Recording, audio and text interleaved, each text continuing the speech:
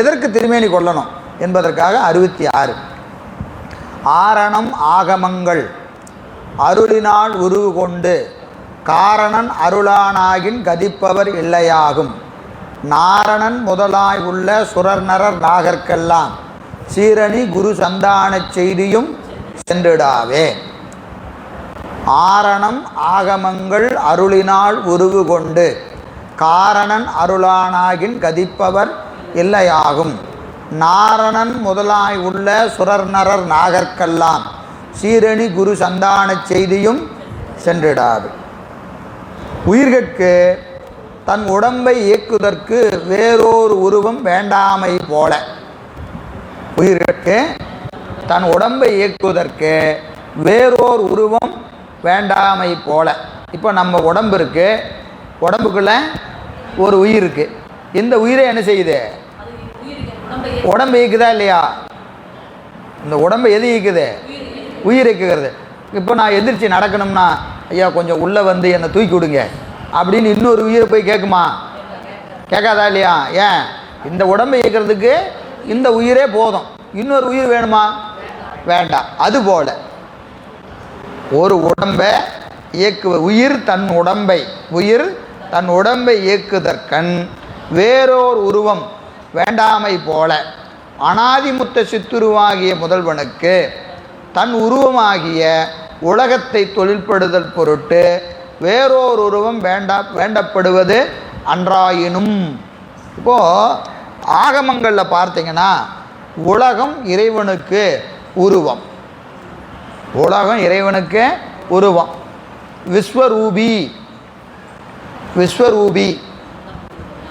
விஸ்வரூபினா விஸ்வத்தையே உருவமாக உடையவன் இறைவனுக்கு. உலகம் என்பது என்னது? ஓர் உடம்பு. இறைவனுக்கு உலகம் என்பது ஓர் உடம்பு. இறைவனுக்கு இந்த இடம் கொஞ்சம் சரியாக வாங்கிட்டீங்கன்னா தான் புரியும். இறைவனுக்கு உலகம் என்னது? ஒரு உடம்பு.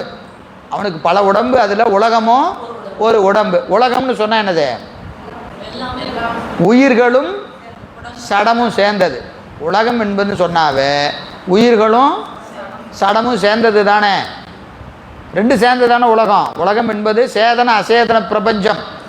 சேதன அசேதன பிரபஞ்சம். உயிர் கூட்டமும் சடக்கூட்டமும் சேர்ந்தது தான் உலகம். இந்த உலகம் இறைவனுக்கு என்னது? ஒரு உடம்பு. இருநிலனாய் தீயாகி நீருமாகி படிக்கிறோமா இல்லையா? அதனால் இறைவனுக்கு இப்போது இந்த உலகத்தை இயக்கணும்னா அவன் என்ன இன்னொரு வடிவம் தாங்கி வந்து இயக்க வேண்டிய அவசியம் இல்லை. ஏன்னா அந்த உலகம் என்னது? அவனோட உடம்பு. இப்போ இந்த உயிர் இந்த உடம்பை இயக்கணும்னா என்ன செய்யும்? அது தானாக இயக்கும். இதுக்கு இன்னொரு வடிவம் வேணுமா? வேண்டாம். இன்னொரு வடிவம் வந்து இந்த உடம்பை இயக்கணுமா? வேண்டாம். அது மாதிரி இறைவன் யார்? உயிர் மாதிரி. இறைவன் உயிர் மாதிரி, உலகம் உடம்பு மாதிரி. இப்போ உலகத்தை இயக்கணும். இப்போ இவருக்கு அருள் செய்யணும், இவருக்கு வினையை ஓட்டணும், இவருக்கு எதை செய்யணும், அதை செய்யணும்னா அவன் என்ன வேண்டாம்? இன்னொரு வடிவம் எடுக்க வேண்டிய அவசியம் இல்லை. இப்போ நான் கையை தூக்கணும்னா நானாக தூக்குறேனா இல்லையா? அது மாதிரி அவருக்கு அதை செய்யணுமா, இவருக்கு எதை செய்யணும்னா அவன் என்ன செய்யலாம்? எல்லாத்துலேயும் இருக்கிறான், எல்லாத்துலேயும் பெருமான் இருக்கிறான் இல்லையா? அப்படியே செய்ய வேண்டியதானே. அவன் என்ன செய்ய வேண்டாம்? இன்னொரு வடிவம் எடுத்து வந்து கொடுக்க வேண்டிய அவசியம் இல்லை. கேள்வியில் ரொம்ப நுட்பமான கேள்வி கேட்குற ஆள் சாதாரண ஆள் இல்லை. நீங்கள் ஒன்றும் நல்லா ஞாபகம் வச்சுங்க. கேள்வி கேட்குறவங்க நல்லா இந்த தத்துவ ஞானத்தை வாங்கினதுனால தான் இந்த கேள்வியே கேட்க முடியுது. புரியுதா இல்லைங்களா?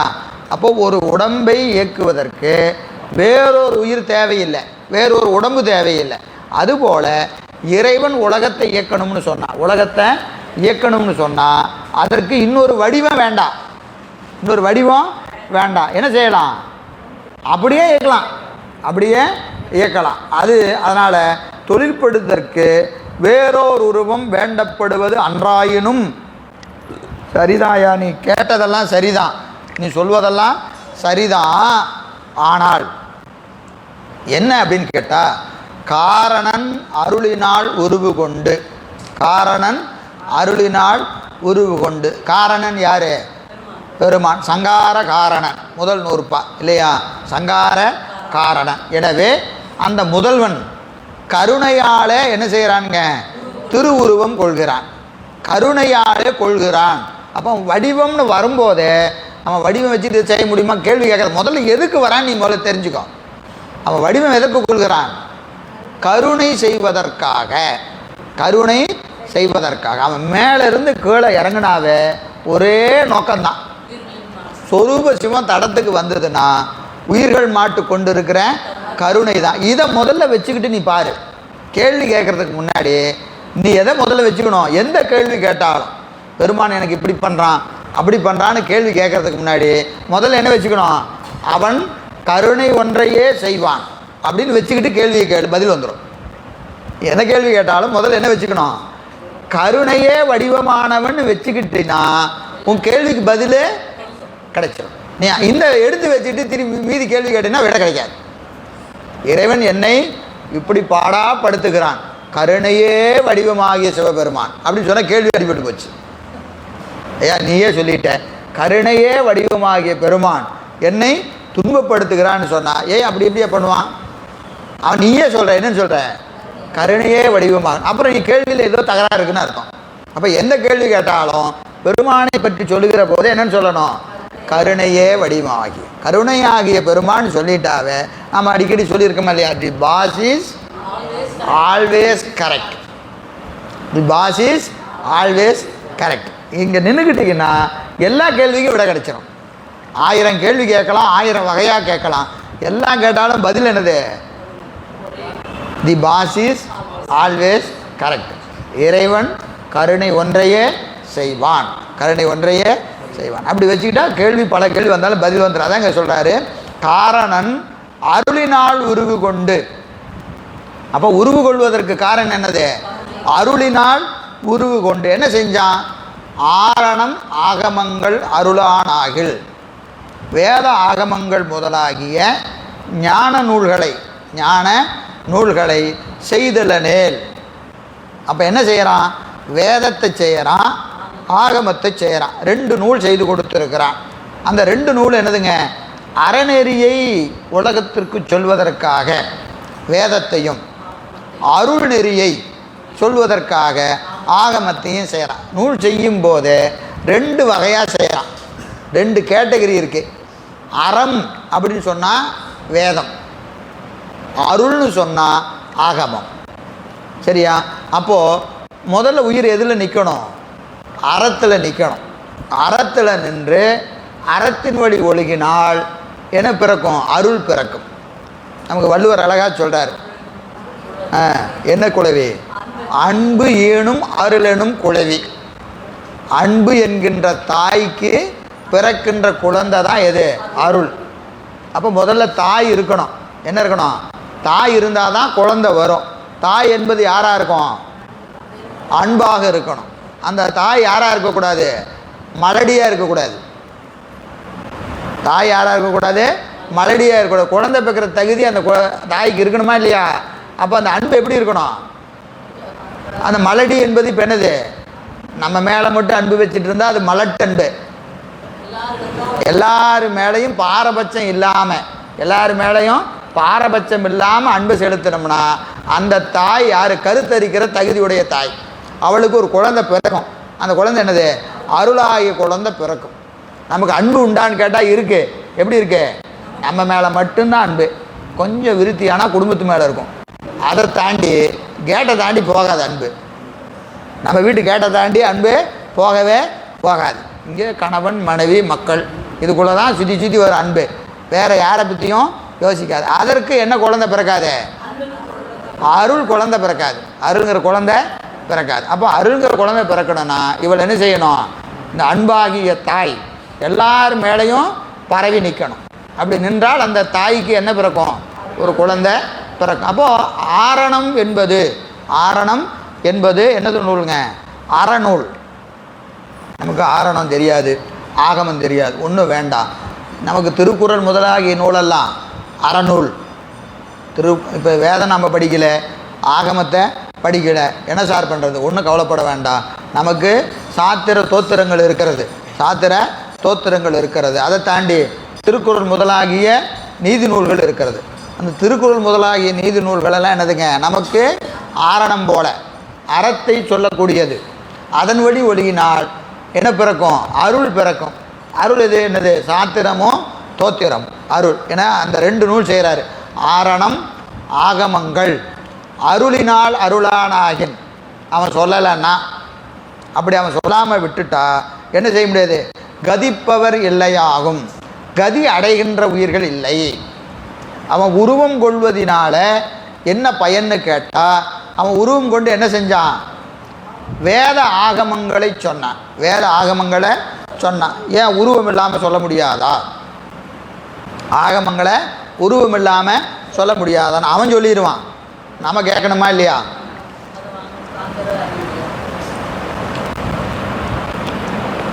உருவம் கொண்டு வந்து சொல்லியே நமக்கு எப்படி இருக்கு? அப்படி இருக்கு இல்லையா? அப்படி இருக்கு. இன்னும் அப்படி சூக்குமமாக அவர் சொல்லிட்டு இருக்கிறாரு, கேளுங்க அப்படின்னா விட்டதை அப்படியே பார்த்துக்கிட்டு இன்னையா ஒன்றும் கேட்க மாட்டேங்குது அப்படின்னு என்ன செய்ய வேண்டியதான்? ஒற்ற வேண்டியதுதான் இல்லையா? அப்போது பெருமான் என்ன செய்கிறாங்க? உயிர்கள் பக்குவம் நோக்கி, உயிர்கள் பக்குவம் நோக்கி என்ன செஞ்சாருங்க? மேலேருந்து கீழே இறங்கி வராரு. எப்படி கீழே இறங்கி வராரு பாருங்க. ஸ்ரீகண்ட பரமேஸ்வரர், ஸ்ரீகண்ட பரமேஸ்வரர் சதாசிவ தத்துவத்திலிருந்து ஆகமங்களை சொன்னார். ஆகமங்களை சொன்னார். யாராருக்கு சொன்னான்னு ஒரு பெரிய பட்டியல் ஏற்கனவே உங்களுக்கு எழுதி போட்டிருக்கிறேன். 25 ஆகமங்களை யாராருக்கு, பிரளயகலருக்கு, விஞ்ஞானகலருக்கு எல்லாம் சொன்னார். எல்லாருக்கும் சொன்னார். நந்தியும் பெருமானுக்கு உபதேசம் பண்ணார். மேலேருந்து எல்லாம் அனந்தருக்கு சொன்னார். ஸ்ரீகண்ட பரமேஸ்வருக்கு சொன்னார். நமக்கு எங்கேருந்து வருதுன்னா ஸ்ரீகண்ட பரமேஸ்வரர். அதுக்கு முன்னாடி நிறையா அந்த ஆகமம் வருது. எங்கேருந்து? சதாசிவ தத்துவத்திலிருந்து பிரளயாகலர், விஞ்ஞானகலருக்கெல்லாம் சொல்லி அங்கேருந்து யாருக்கு வருது? உருத்திரருக்கு வருது.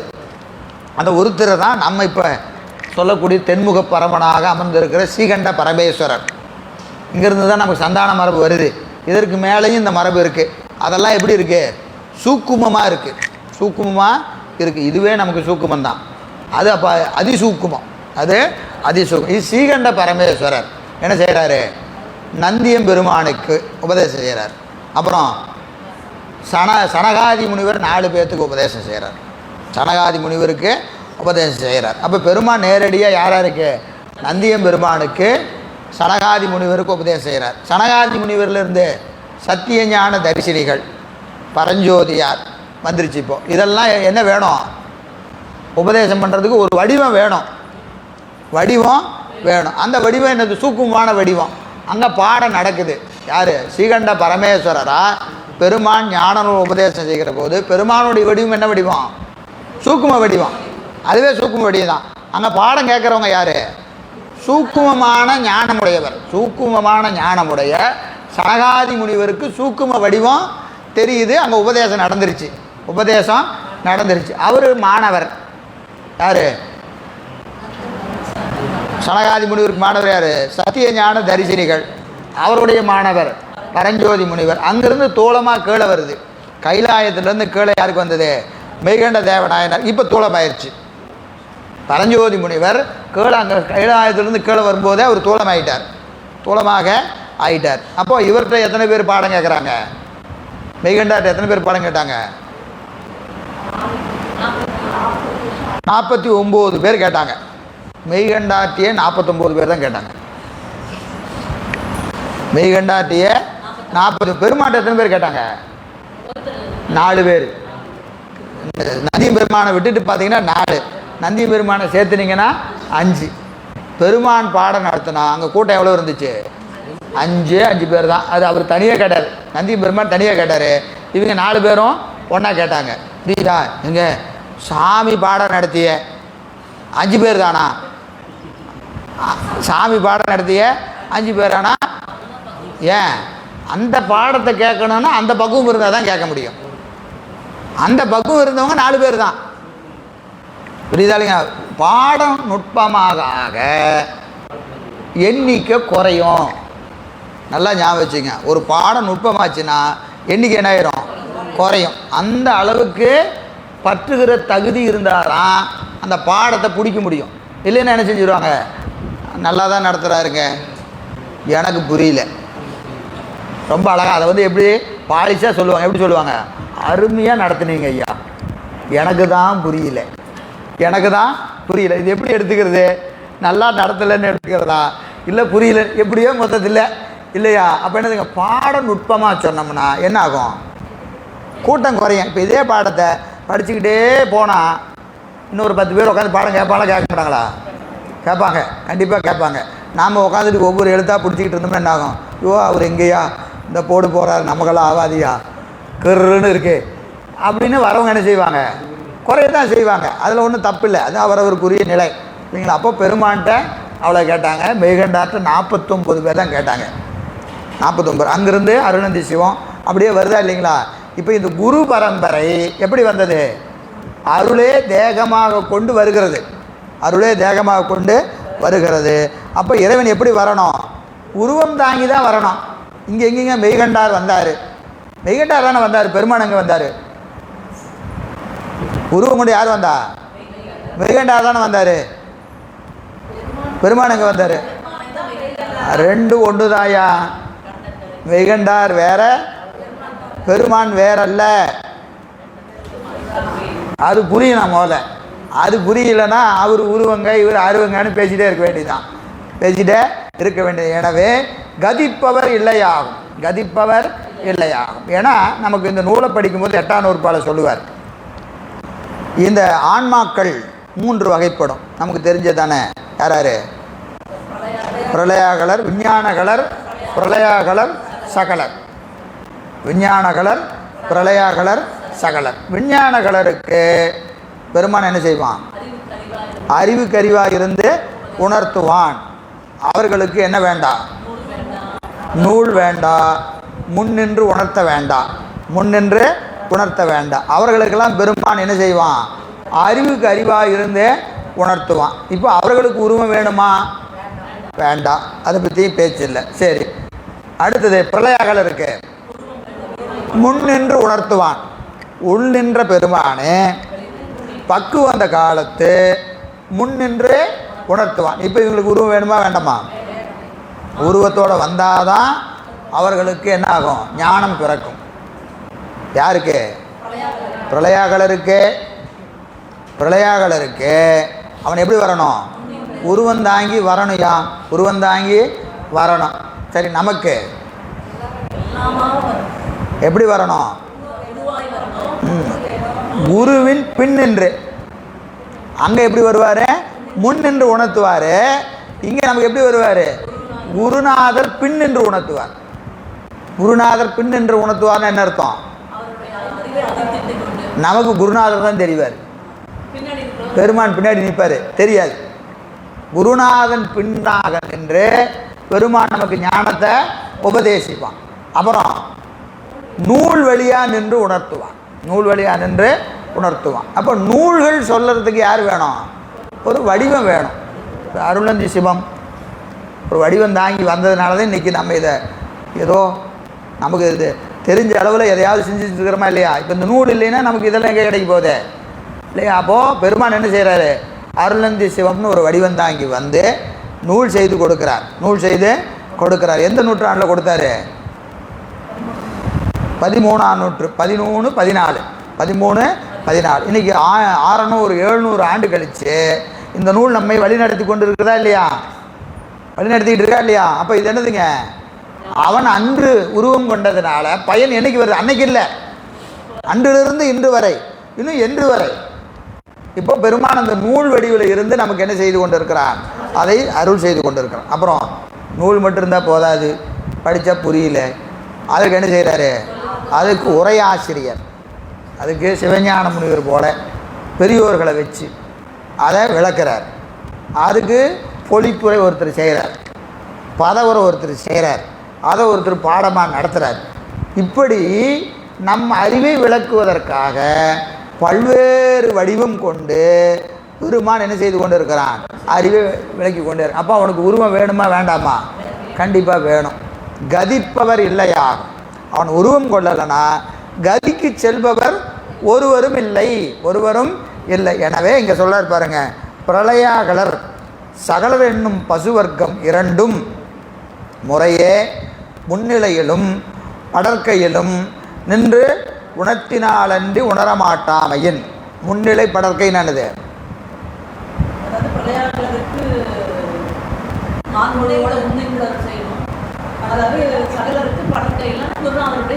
பின் என்று அருள் செய்வது. எனவே உணரப்படாமையின் உயிர் வர்க்கம் என்ன செய்யுதுங்க? பொருளியல் உணர்ந்து, பொருளியல்பு உணர்ந்து வீறுபேடு அடைதல் இல்லையாகும். அப்போ உருவம் கொண்டு வரலன்னா வீடு பேர் யாருக்கு இல்லை? நமக்கு இல்லை, நமக்கு இல்லை. அதுதான் அவன் எல்லாம் வல்லவன் சொன்னீங்களே, எல்லாம் வல்லவன்னு சொன்னீங்களே, அவன் அங்கிருந்தே சொன்னால் வீட்டுக்கு போக முடியாதா அப்படின்னு கேட்டால் அவன் சொல்லுவான். ஐயா அவன் சொல்லுவான். இவன் கேட்கணுமா இல்லையா? இவன் கேட்கணுமா இல்லையா? இவனால் கேட்க முடியாது. ரொம்ப அழகாக சொல்லுவாங்க.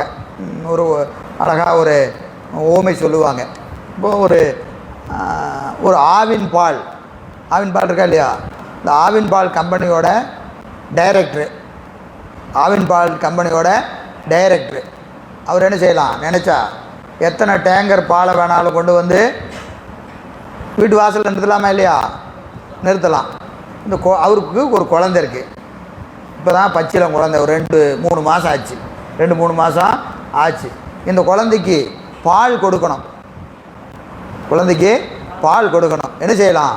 ஒரு டேங்கரை கொண்டு வந்து அந்த பைப்பை 4-5 பைப்பை சொருவி கொண்டு வந்து குழந்தை வாயில் விட வேண்டியதான். விடலாமா?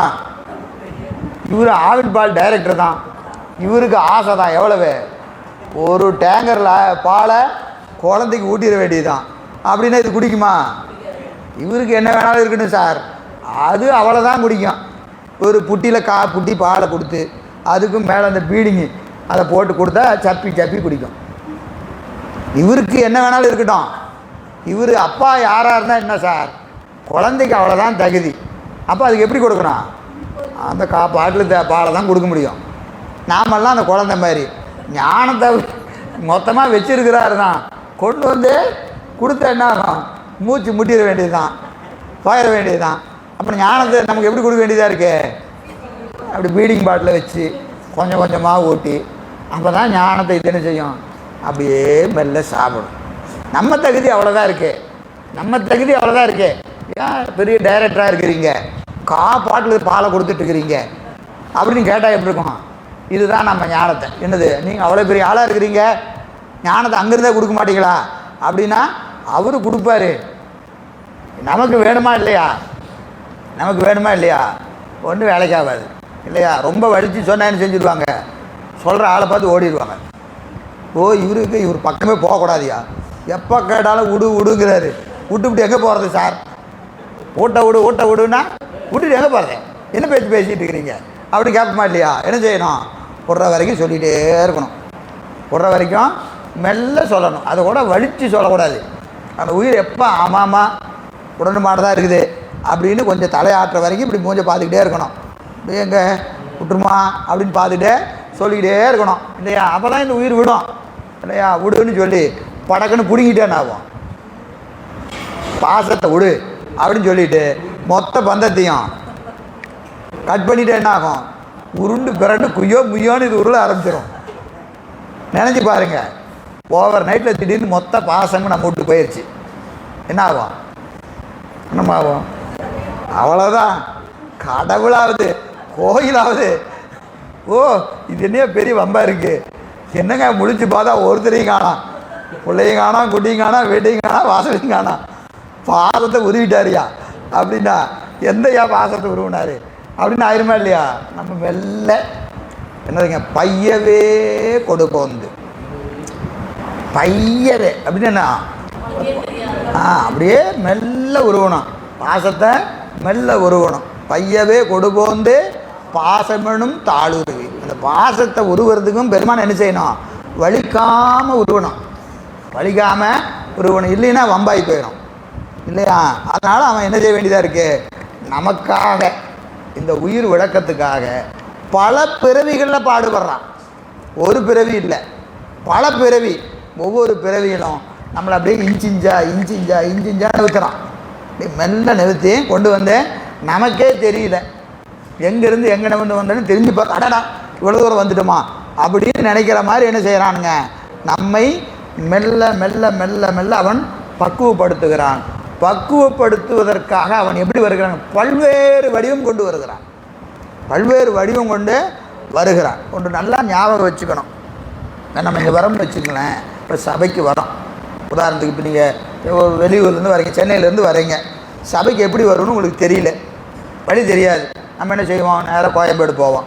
எங்கெங்கே போகணும், ஈரோடு போய் பஸ் மாற்றலான்னு சொன்னாங்க. எங்க ஈரோடு பஸ் எப்படிங்க ஏறுறது அப்படின்னா ஒருத்தன் காட்டுவான். ஐயா இதை ஈரோடு பஸ் ஏறிக்கோ, ஒரு 6 மணி நேரம் 7 மணி நேரம் ஆகும், 7 மணி நேரம் ஆகும். இங்கெங்கெல்லாம் நிற்கும், சாப்பிட்டுக்கோ, இடையில ஒன்றும் வழி இருக்காது எல்லாம் சொல்லி நம்மளை பஸ் ஏற்றி விட்டாச்சு. நேராக ஈரோடு வந்தாச்சு. ஈரோடு பஸ் ஸ்டாண்டில் இருக்கணும். அங்கே பவானிக்கு எப்படிங்க போகணும் அப்படின்னா அங்கே ஒருத்தன் கை காட்டுவான். இந்த 3ஆம் நம்பரில் ஏறு, 5ஆம் நம்பரில் ஏறு அப்படின்னு என்ன செய்வான், ஏற்றி விடுவான். பழைய பஸ் ஸ்டாண்டு வந்து இறங்கியாச்சு. அந்த கோயிலுக்கு போன ஒருத்தன் காட்டுவான். அங்கேருந்து ஒருத்தன் இங்கே காட்டுவான். இங்கேருந்து வந்து ஒரு 10 கை காட்டி இங்கே வந்து நம்ம நிற்கிறோம். இந்த இடத்துக்கு நம்ம வரோம். புரியுதுங்களா? நன்றாக ஞாபகம் வச்சுக்கணும். இந்த இடத்துக்கு வரத்துக்கு கை காட்டின அத்தனை கையும் பெருமானுடைய கையின்னு ஞாபகம் வச்சுக்கணும். பெருமான் தான் நம்ம என்ன செய்கிறான், அந்த இடத்துல ஒருத்தர் நான் நின்று இப்படி கையை காட்டினான், இந்த பஸ்ஸில் ஏறினான். ஈரோட்டில் நின்றுக்கிட்டு இந்த பஸ் ஏறினான். பழைய பஸ் ஸ்டாண்டு இந்த பக்கம் போனான். இப்படி கை காட்டி அத்துணை கரங்களும் இறைவனது திருக்கரம் என்பதை நம்ம நினைவில் வச்சுக்கணும்.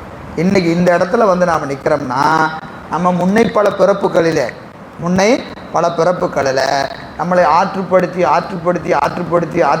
கொண்டு வந்து இங்கே நாம் நிற்கிறதுக்கு எத்துணை கரங்கள் கைகாட்டியதோ அத்துணை கரமும் இறைவனது திருக்கரம் நம்ம கொண்டு வந்து இங்கே நிறுத்தி. இன்னும் இங்கே போகணும். நம்ம இன்னும் நமக்கு எதெல்லாம் கை காட்டுதோ, இங்கே போ, இதை பண்ணு, இதை பண்ணாத அப்படின்னு எதெல்லாம் நம்ம காட்டிகிட்டு இருக்கிறதோ அதெல்லாம் யாருடையது, பெருமானுடையது. நமக்காக அந்த இடத்துல அவன் வந்து நிற்கிறான். நமக்காக வந்து நின்று இப்படி போயா, இங்கே போகாத, இங்கே போ என்று என்ன செய்கிறாங்க, நம்மை ஆற்றுப்படுத்தி கொண்டே இருக்கிறான். இதற்காக அவன் வடிவம் கொண்டு வந்து தான் ஆகணும்.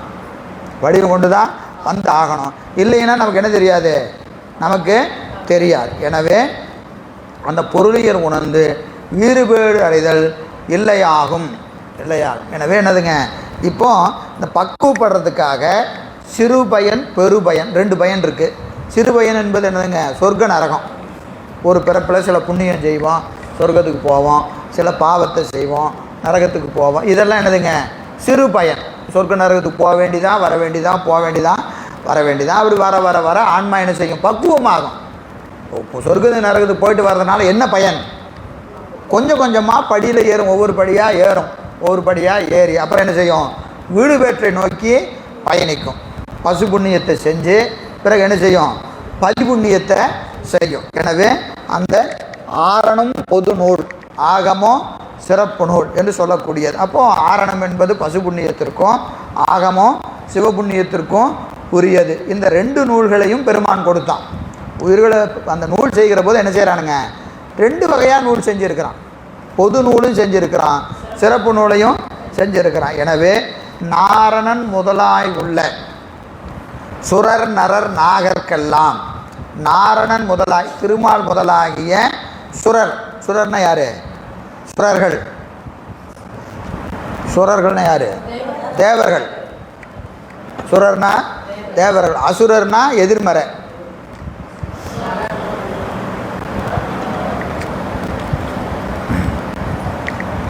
சுரர் நரர் யாரு, மானுடர்கள்.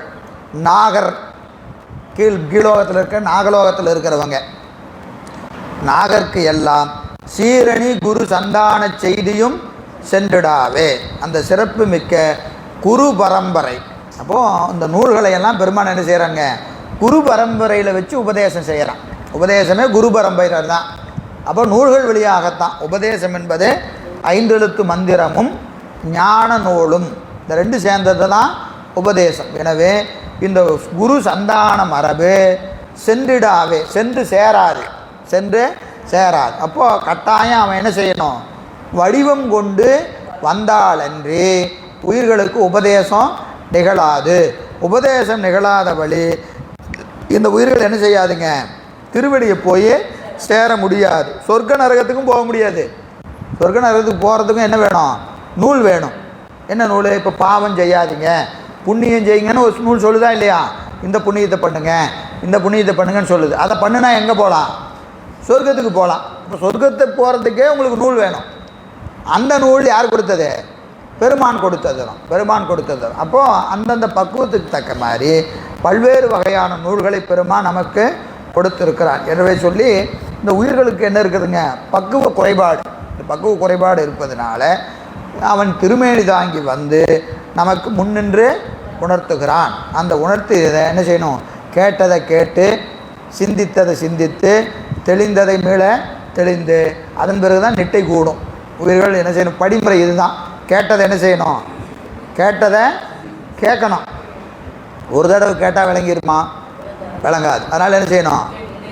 விளங்குற வரைக்கும் கேட்கணும். எது வரைக்கும் கேட்கணும்? விளங்குற வரைக்கும் கேட்கணும். கேட்டதை கேட்டு அப்புறம் என்ன செய்யணும்? சிந்தித்ததை சிந்தித்து, கேட்டதை கேட்டு சிந்தித்ததை சிந்தித்து. சிந்தித்தல்னு என்னது? நினைக்கிறதா? நூல் படித்தாச்சு, சாதனை செய்கிறது தான் சிந்தித்தல். சிந்தித்தல் என்பது யோசிக்கிறது இல்லை. இந்த பாட்டு என்ன, இந்த பாட்டு என்ன, அது சிந்தித்தல் தான். ஆனால் அது முக்கியம் இல்லை.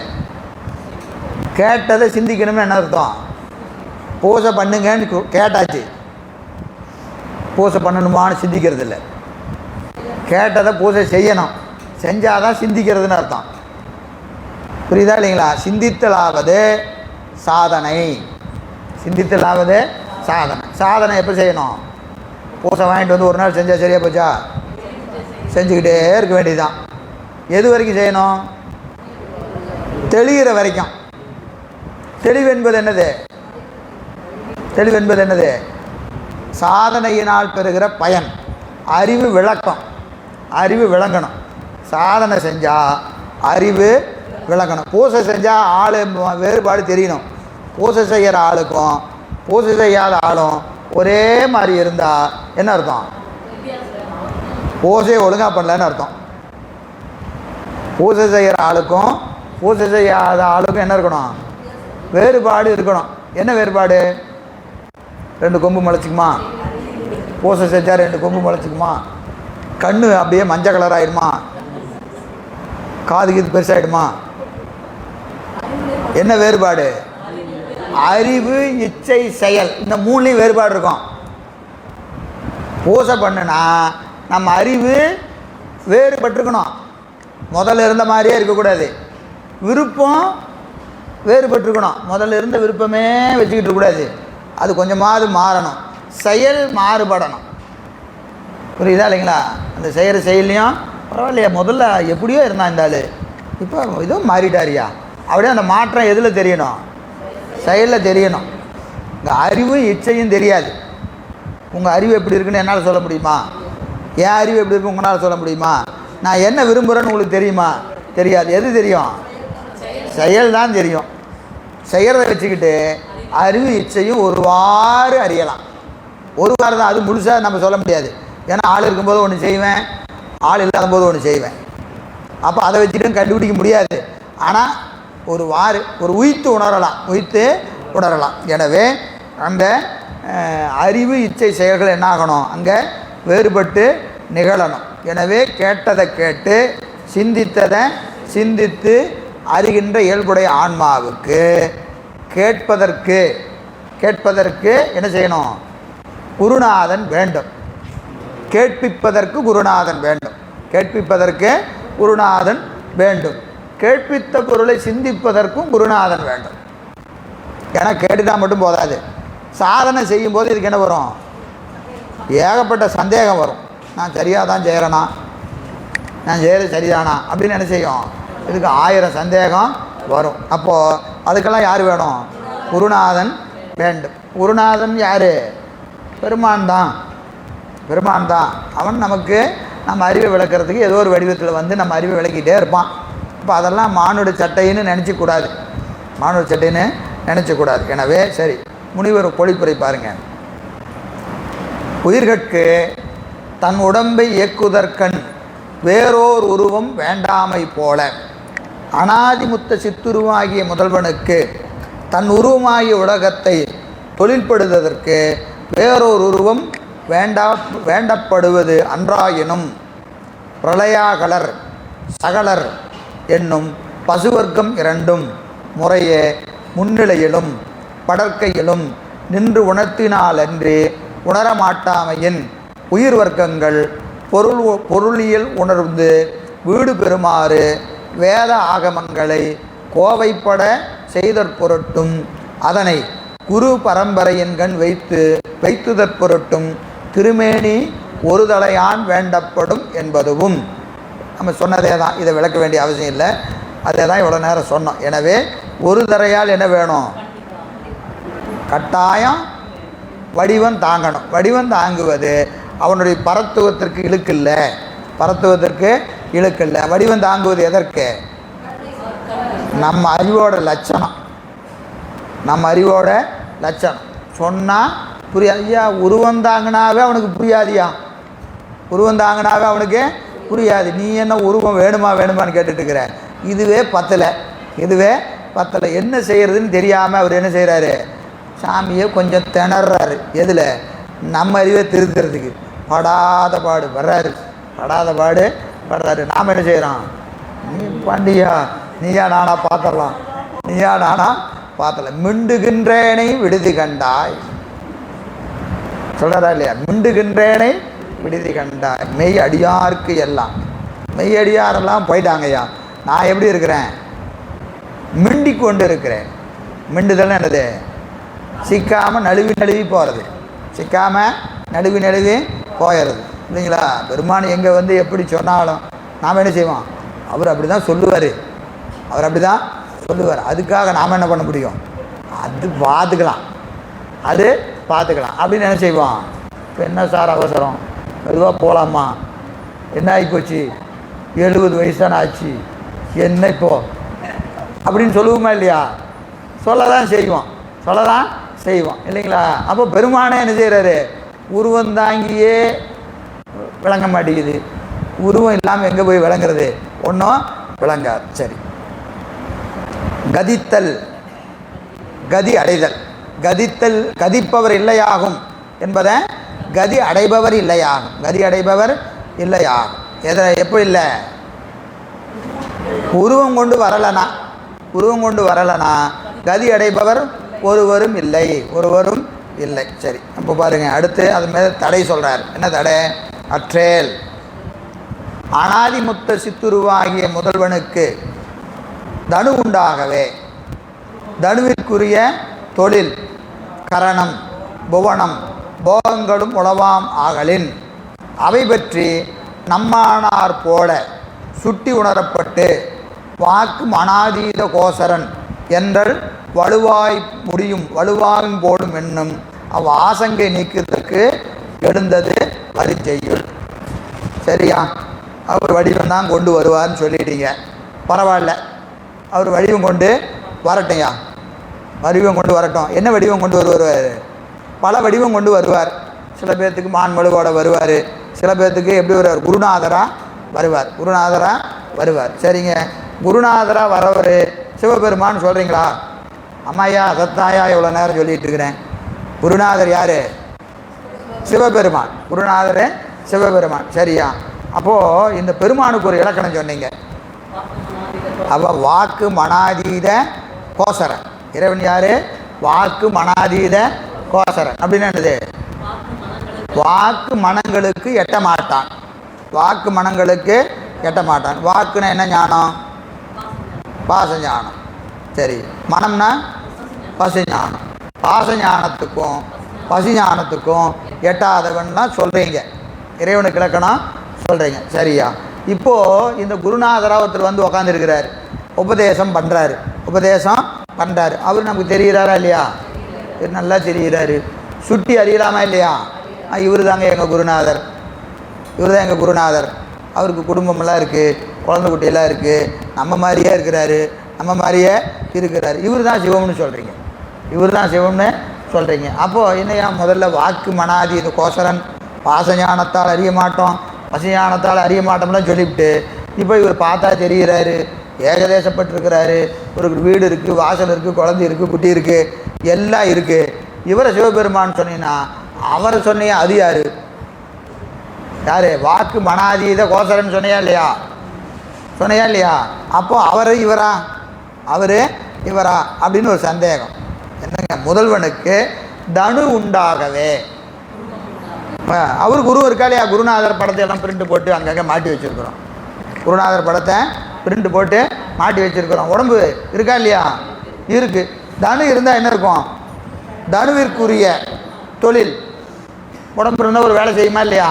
சாப்பிடும், தூங்கும், நடக்கும், போகும், வரும், ஏதோ ஒரு தொழில் செஞ்சுக்கிட்டே இருக்கு இல்லையா? அப்போ தனு இருந்தாவே என்ன இருக்கும்? தொழில் இருக்கும். சரி, அப்புறம் கரணம், அந்த கரணம் எல்லாம் இருக்கா இல்லையா? மனம், வாக்கு, காயம் குருநாதருக்கு இருக்கா இல்லையா? இருக்க தான் செய்யுது கரணம். அப்புறம் புவனம், எந்த உலகத்தில் இருக்கிறாரு? இந்த உலகத்தில் தான் இருக்கிறாரு. நம்ம எந்த உலகத்தில் இருக்கிறோமோ அந்த உலகத்தில் தான் அவரும் இருக்கிறார். எனவே புவனம், போகம் உண்டா இல்லையா? கோவப்படுறாரு, சிரிக்கிறாரு, எல்லாம் செய்கிறாரு, எல்லாமே செய்கிறார். போகங்களும் உண்டாம் ஆகலின் அவை பற்றி, அவருக்கு உடம்பு இருக்குது, கரணம் இருக்குது, தடு இருக்குது, போகம் இருக்குது, இதெல்லாம் இருக்கிறதுனால அவை பற்றி நம்மானார் போல, நம்மை போல சுட்டி அறியப்பட்டு வாக்கு மனாதீதன் என்றல் வலுவாம் போலும். அப்போ முதல்ல சொன்ன இலக்கணம் இங்கே இடிக்குது. வாக்கு மனாதீத கோசரன் அப்படின்னு சொன்னீங்க, இங்கே அது என்ன ஆகி போச்சு? அடிபட்டு போச்சு. அந்த இலக்கணம் இங்கே அடிபட்டு போச்சு. எனவே இது எப்படி பொருந்தும் என்று தடைக்கு விடையா என்ன செய்கிறாருங்க? அடுத்த பாட்டு சொல்கிறார்.